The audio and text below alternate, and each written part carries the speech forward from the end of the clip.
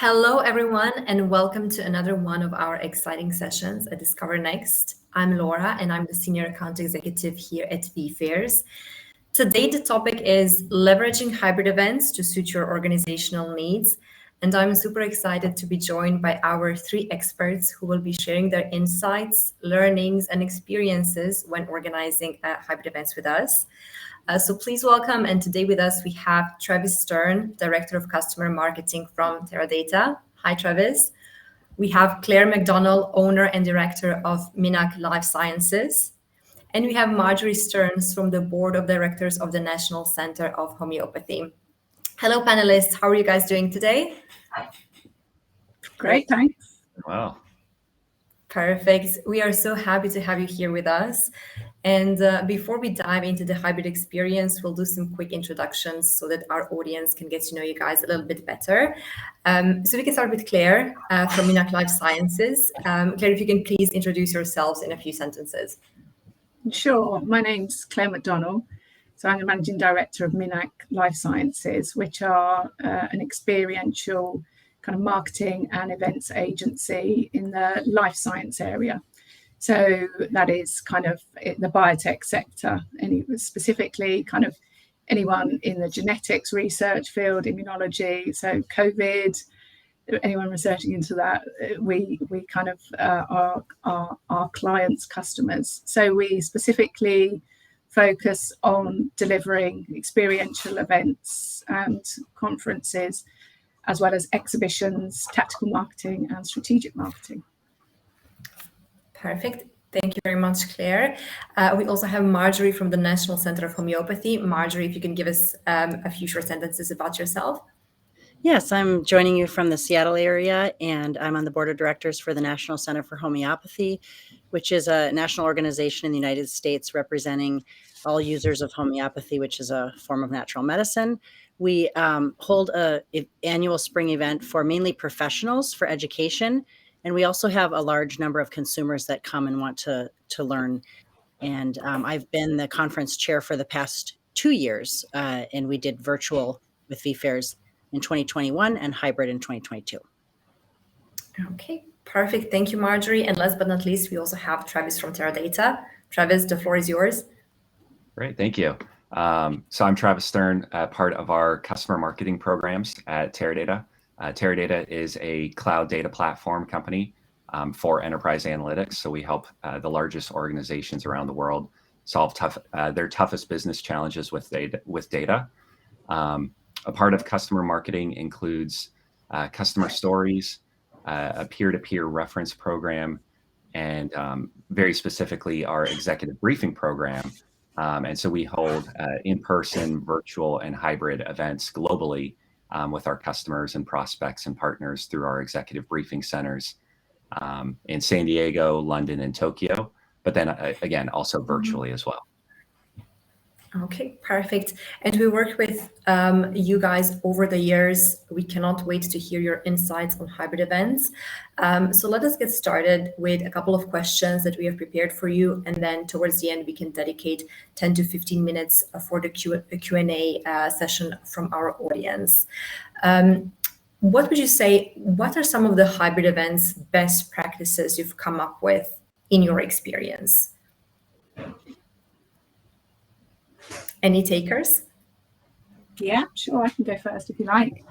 So one of the key things that we look at is that whether delegates are on site or online, that both audiences should have a great experience. They should receive the same message, but via a different messenger. And so what we try to do is to create and design an agenda that is kind of specifically for on-site or online delegates. So for on-site delegates, they've got to leave their home, and the main reason that they want to do that is they want to be back in the real world. They want to network. In the life science area, they want to kind of have hands-on with products. They want to meet kind of the experts, and I guess so what we did is we designed the agenda so that it was specifically had longer breaks so that they could actually take part. and kind of have all of those experiences. And you know, also they paid to be there, so we made sure that there was value added content when they were on site. So that was trainings or kind of specific breakouts for them. And then for online, you know, people, they're busy, they have a shorter attention span, lots of distractions, and so we made it a much more punchy agenda. We had shorter breaks, and we had specific content for them. So we made sure that there was virtual breakouts. We did things like we had behind the scenes kind of streaming where you could see what was coming up next. So that's what made the break shorter. Nice. We did online panel kind of discussions after the main session that was just purely for the online delegates. And then the last thing we thought about was the hybrid kind of component. And we really wanted to create a community and for both delegates on site and online to have shared experiences. So we use things like the polls and Q&A via Slido, so that the on-site delegates could access it via the vFairs app, and the online delegates could have the same question and answer on the platform as well. So those are the kind of things that we did to specifically agenda-wise to try and create that kind of shared experience as well. Right, and the shared experience is key. We do not want anybody to feel left out during the event. So in a nutshell, Claire, you developed two different agendas. Caters to the same agenda. It was like, so it was a different agenda, but there was a spine running through it that in it. So they shared the experience. So, you know, the main auditorium and the breakout sessions were all the same, but in key areas, we then kind of made, specifically during the breaks, we made sure that it was shorter for the on site for the online delegates, just so that they had the chance to, so they didn't get distracted and go off the platform. So that's the approach we took.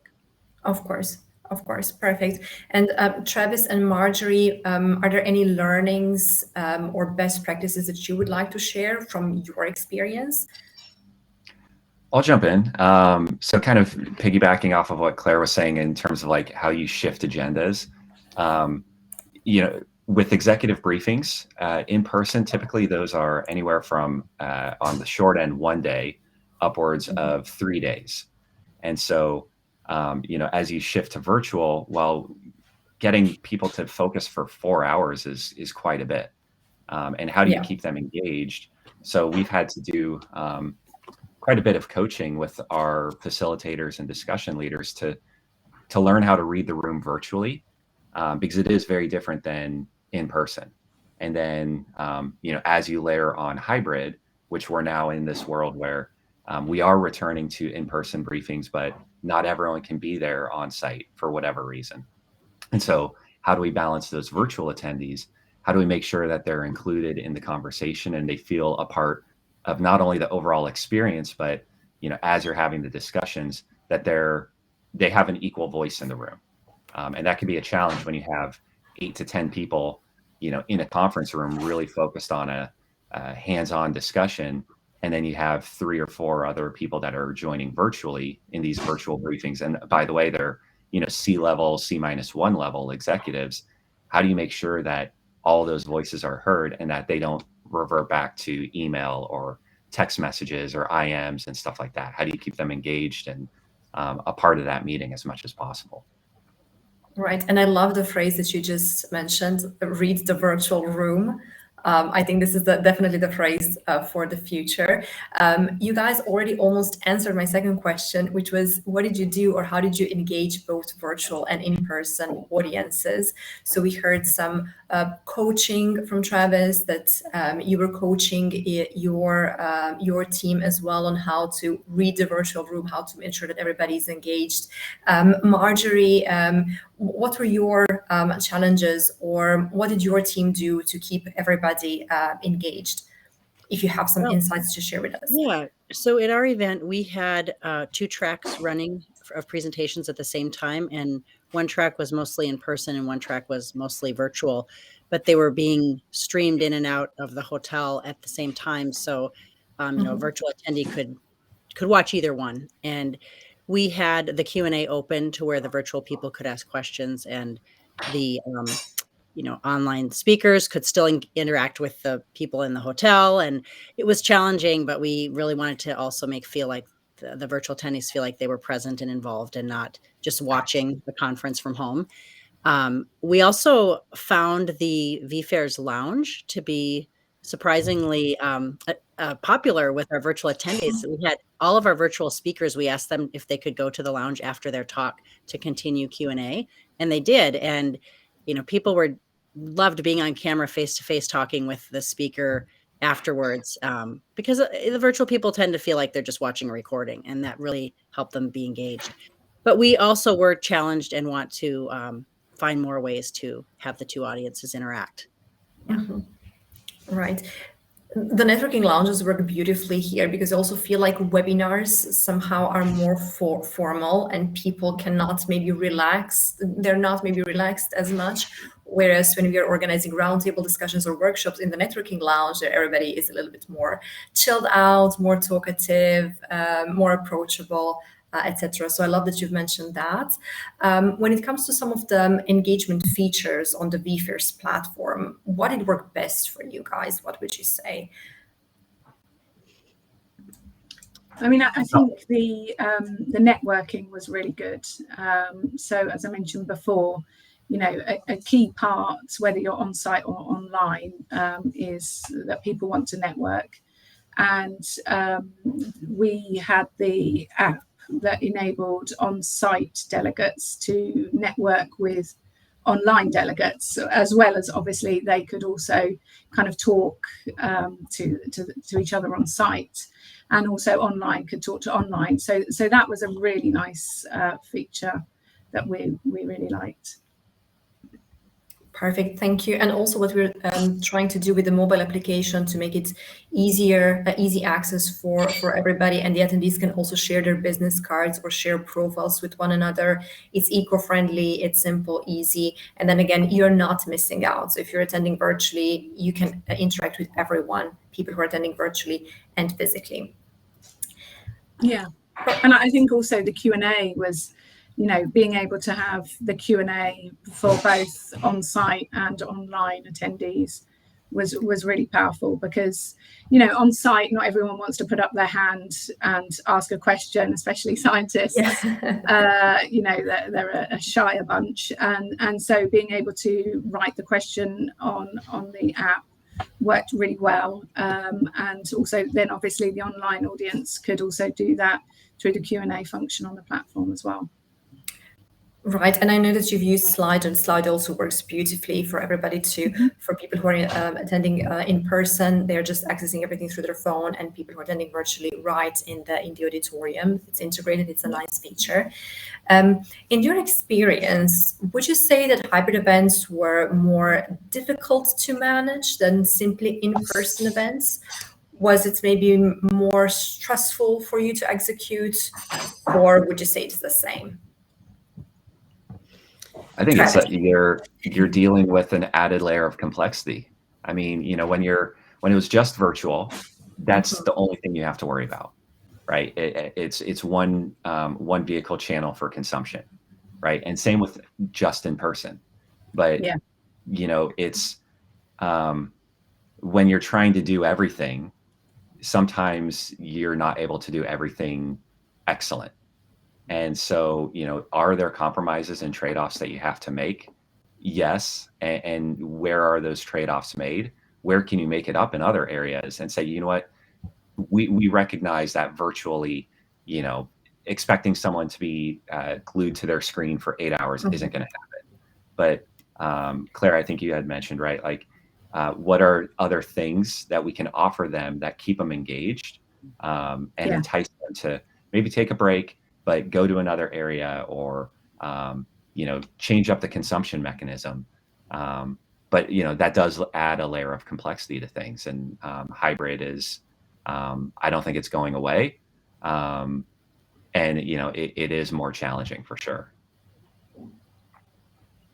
Yeah, I mean, I think it's almost like 2.5 events when you're doing a hybrid.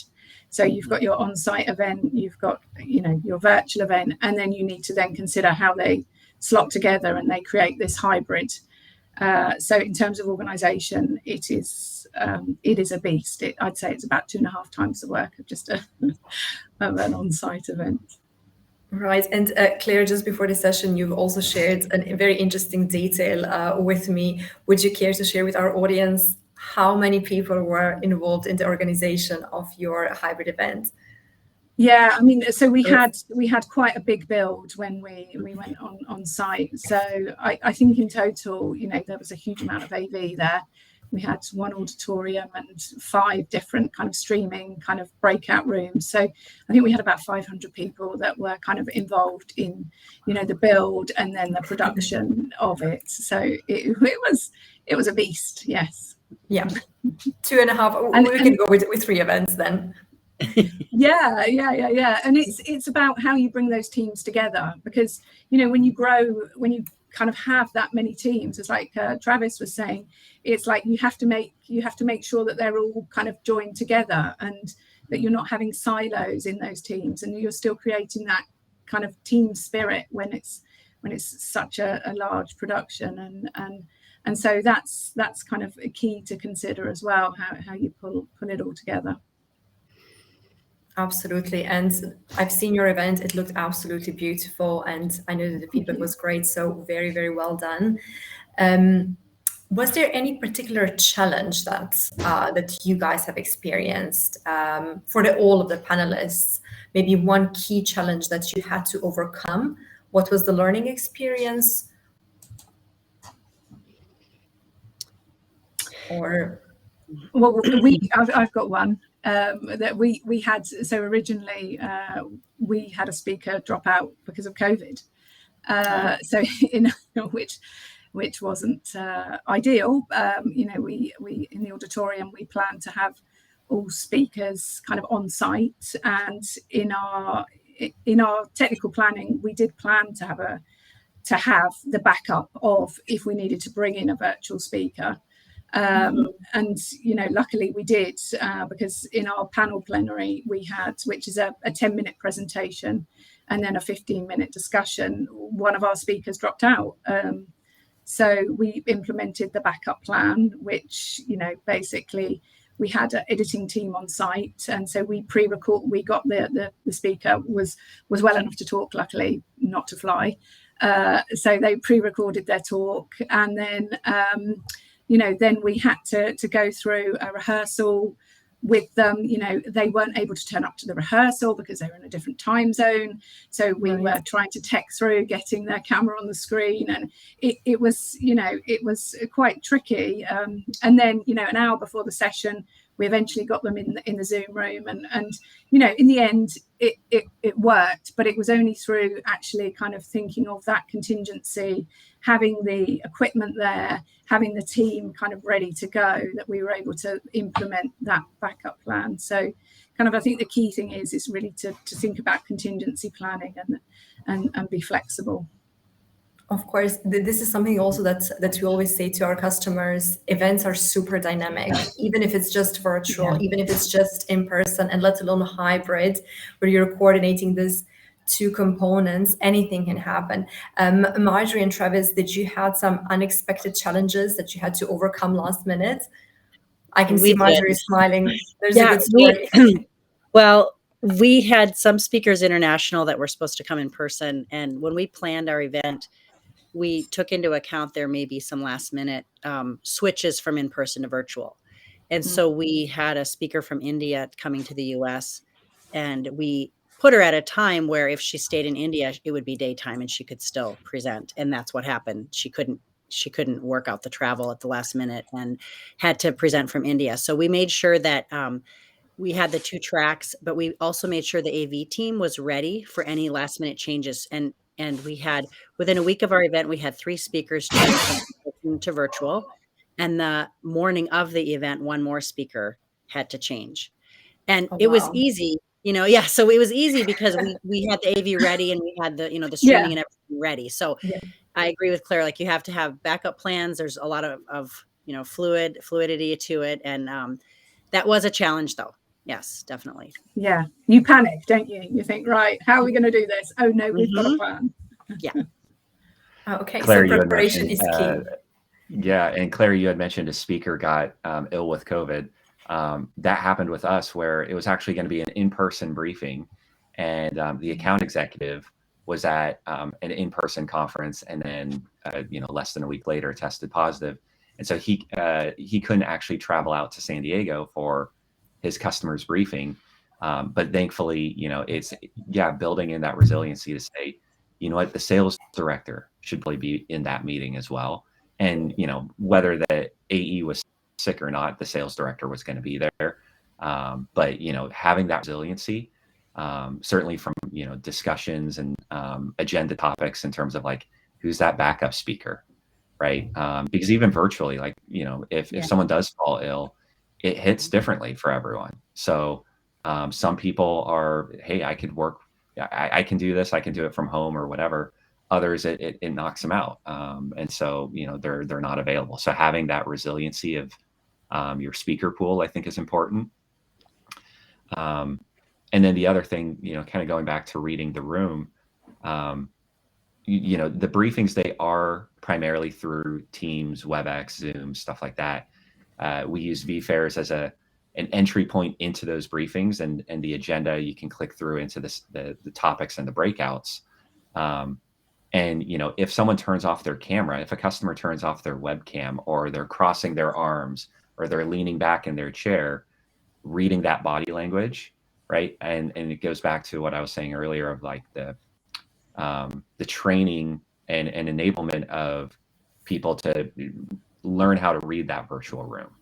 And how do you pull the attention back from someone that turned off their webcam, or again, has their arms crossed and is not like leaning in, looking at the screen intently. How do you draw that back in? And it sounds simple.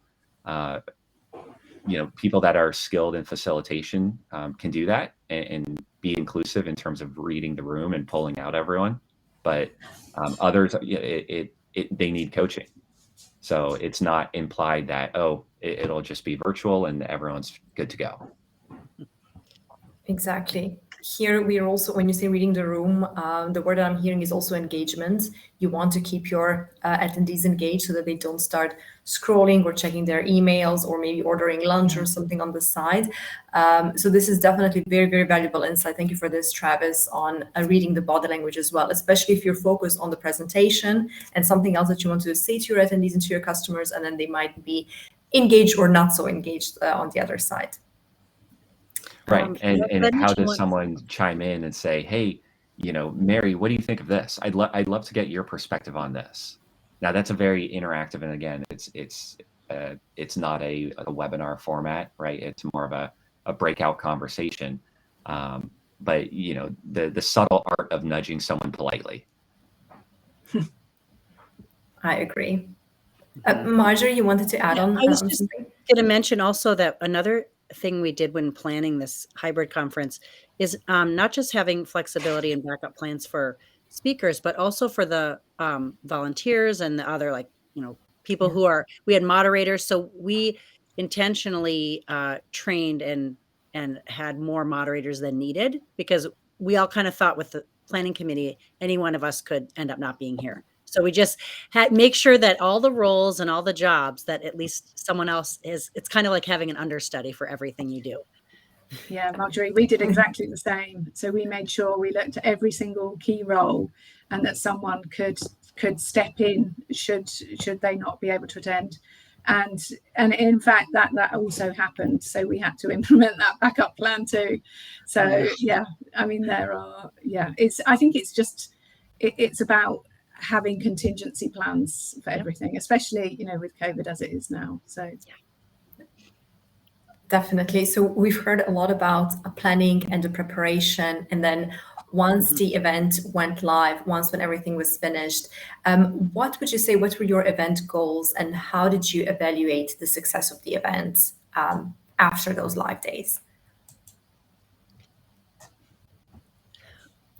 Well, I can say that our event goal, this was the first time that we're going back in person this past spring, after being 2 years virtual. And so we just wanted to get about 50% of the people back in person, knowing that they had the virtual option, because now that you have a great, platform to stream the virtual, it's hard to get some people back in person. Some are ready to go, but we ended up with about 75% that came back in person. So we were very happy with that.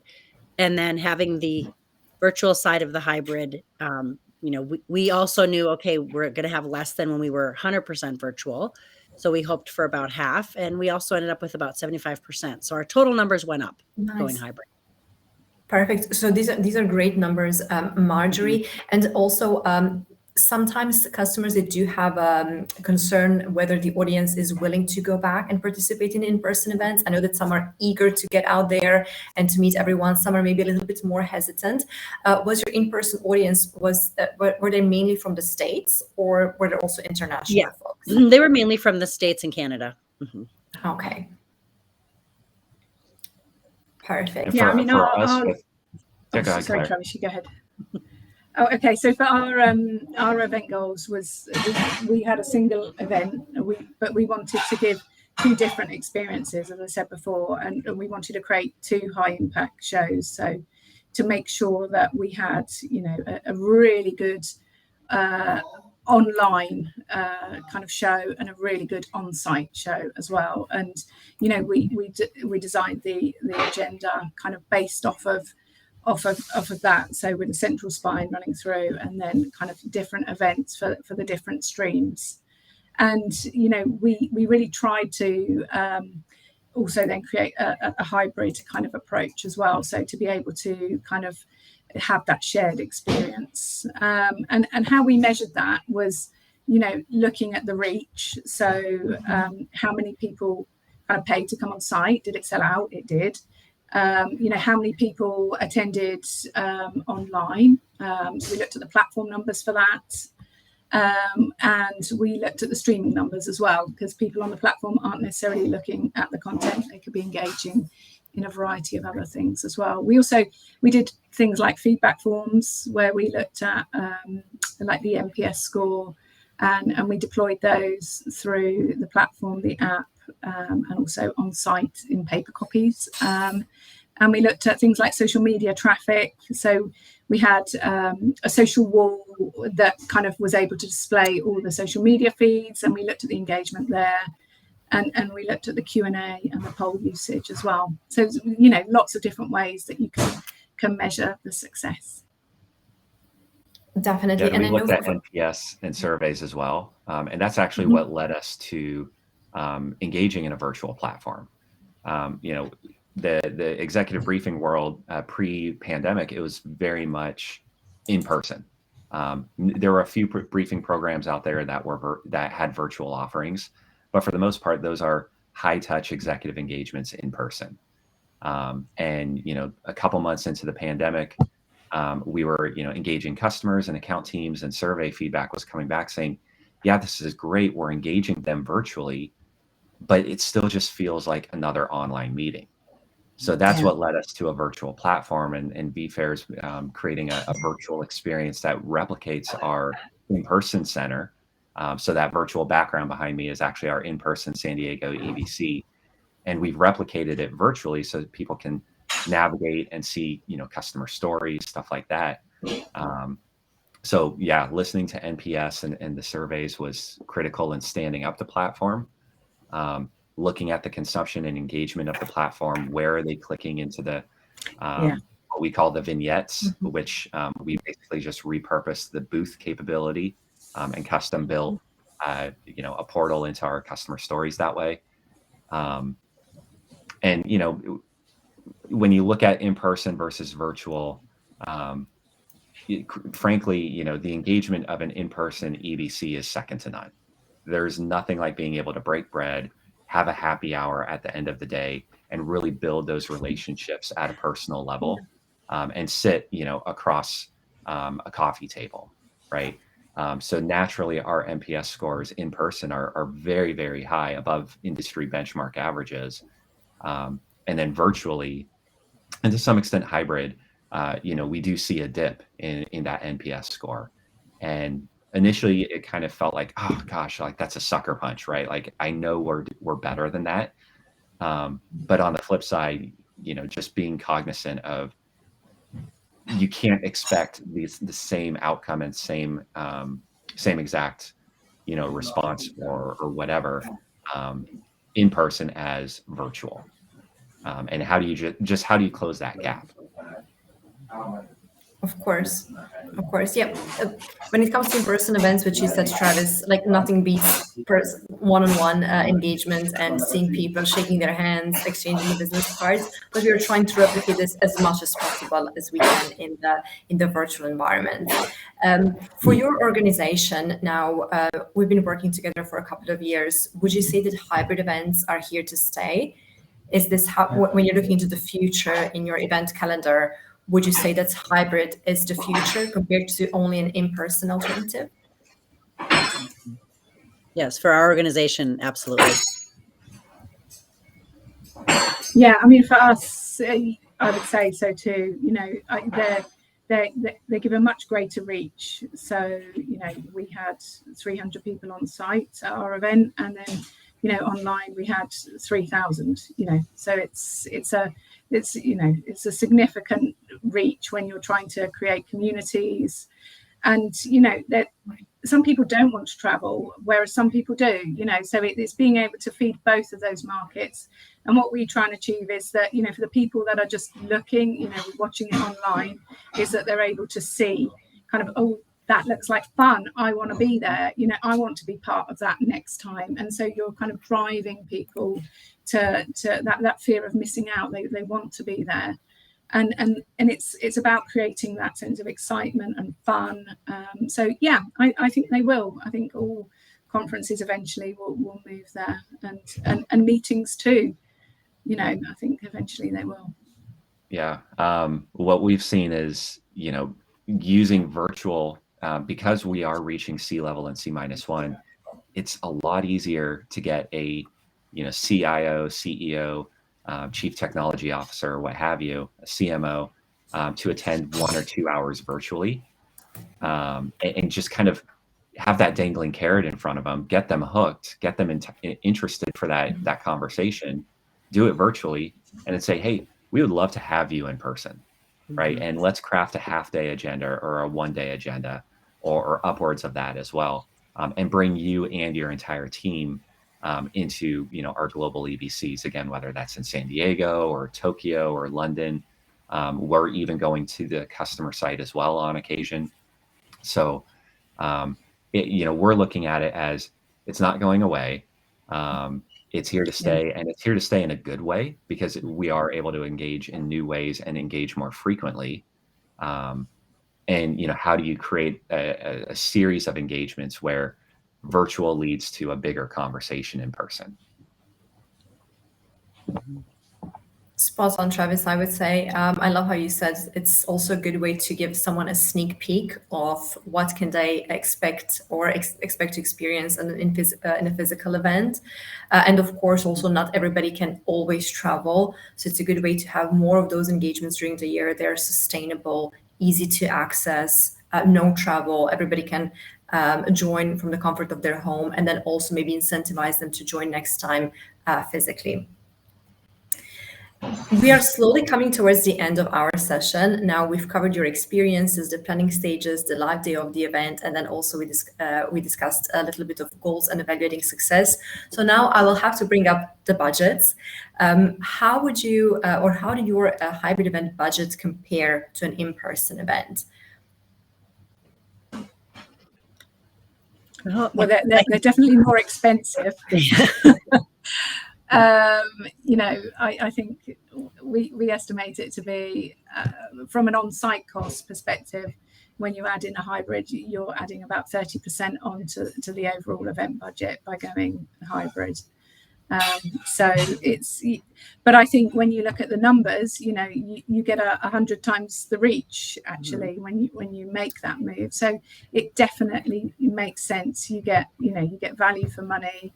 And the other thing that we haven't really touched on is that this content can be recorded, and so it's not just single use content. So it can then be put on demand, and so actually it makes for a great return on investment. Exactly. This is just what I was about to mention as well. Of course, the costs are going to be probably a little bit higher when you're having all of those components, but when we're discussing return on investment, it would probably be a little bit higher than simply catering to one audience, which would be an in-person audience.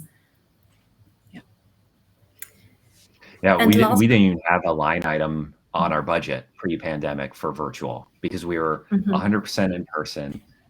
And then, virtually, again, going back to, we needed a virtual platform to help support us with that.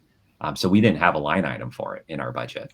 But going back to the ROI, Claire, we've tripled and quadrupled the volume of our briefings because of virtual and hybrid engagements.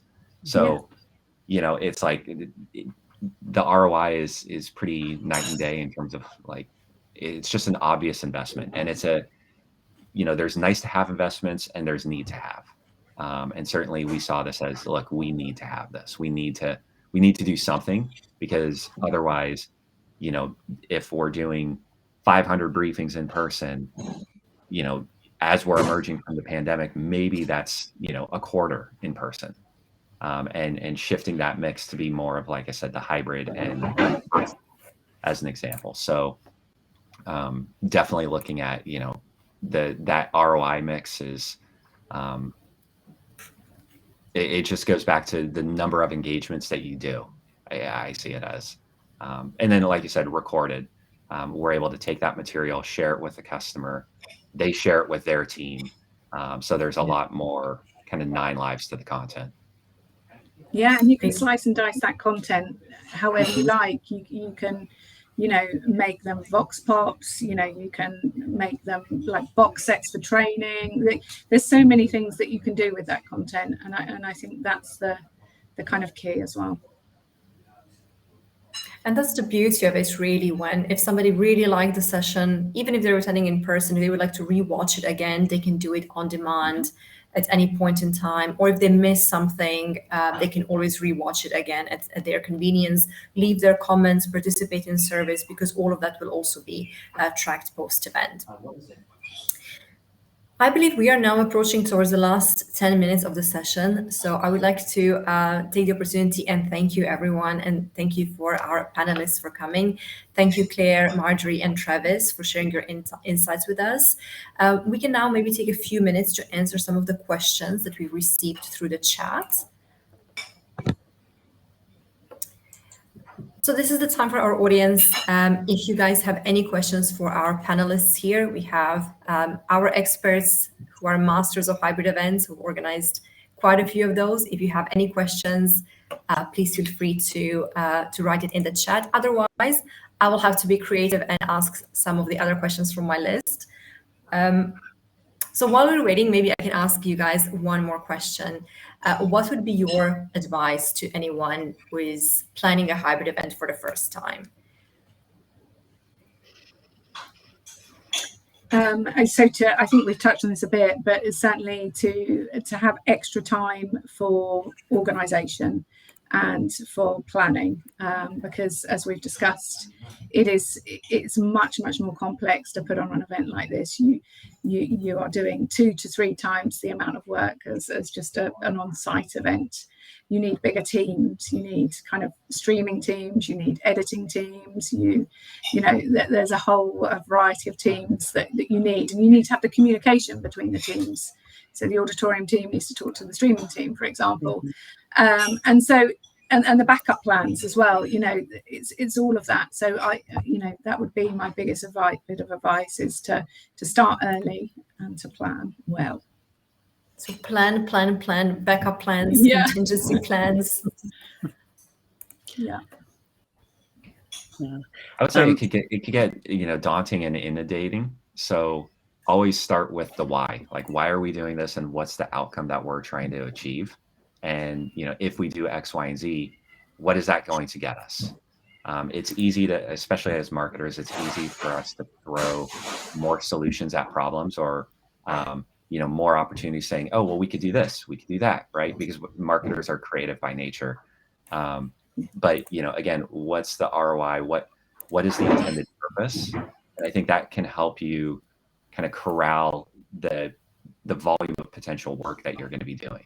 whether it's a large scale event or as small as the executive briefings where we have 8 to 10 executives per briefing, right? I think the scale, it varies, but if you always focus on what are you doing and what's the expected return on that, that gives you a really clear focus on what to execute on.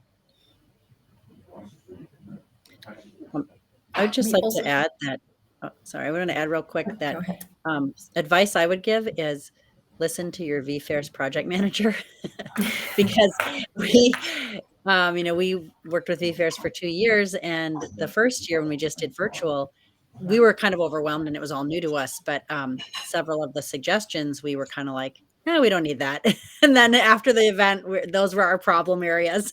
And so then when we did the hybrid, we made sure that we did the things they recommended. And many times we had things come up where we were able to ask the project manager, how are you seeing other organizations do this or that, and they would give us many examples and say, this one did this way. And then they said, based on what I know about your organization, this would probably work best for you and not this way. And we found the knowledge and advice of our project manager invaluable.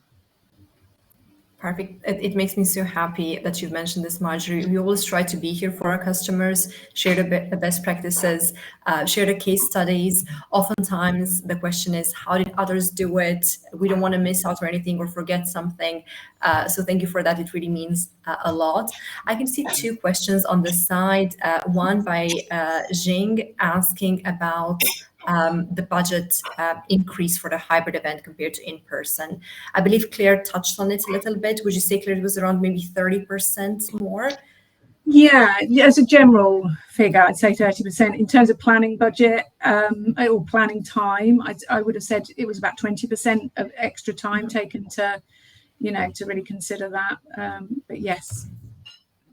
So probably the monetary investment will be a little bit higher, but then if we are discussing return on investment and the reach that you're getting, there's definitely more in the hybrid events.